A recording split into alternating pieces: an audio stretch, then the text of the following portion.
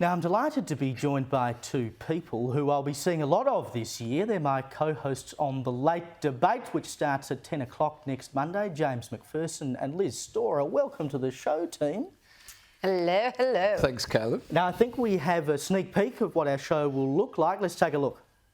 Ladies and gentlemen, welcome to The Late Debate.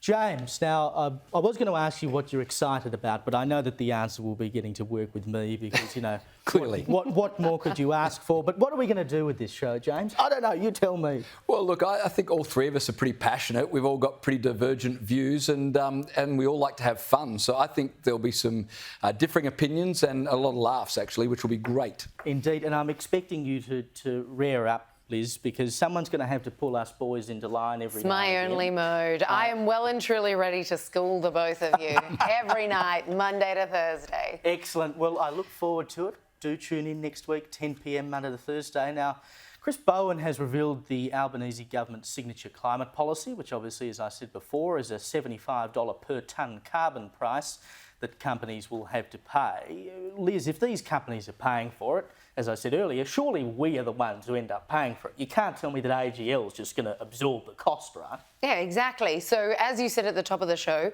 not only have our energy bills doubled, for some people tripled over the last few years, now we've got these coal caps that we're forking out millions for. Some are saying it will equate to billions. And now we've got this new measure yet again that consumers will pay through the nose for. I think the agenda is very clear, and that is to make fossil fuels, any energy created by fossil fuels, absolutely unaffordable.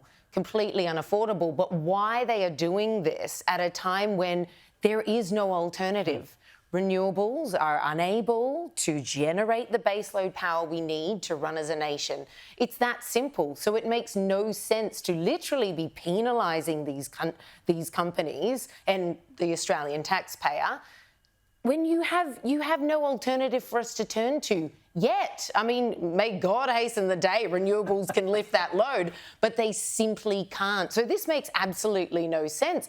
And the only trajectory going forward is that they're going to get more and more and more expensive. So heaven help us. Well, the only thing worse potentially than this plan is all the greenies reckon that they shouldn't have carbon credits at all and that they should basically enforce by law this 5% reduction they want in emissions. And if you don't do it, well, you come and get a big fine from the government. Can you imagine how much we'd end up spending then? Well, look, this plan is the carbon tax when you don't have a carbon tax. As you said, and as Liz pointed out, business will pass it on to consumers.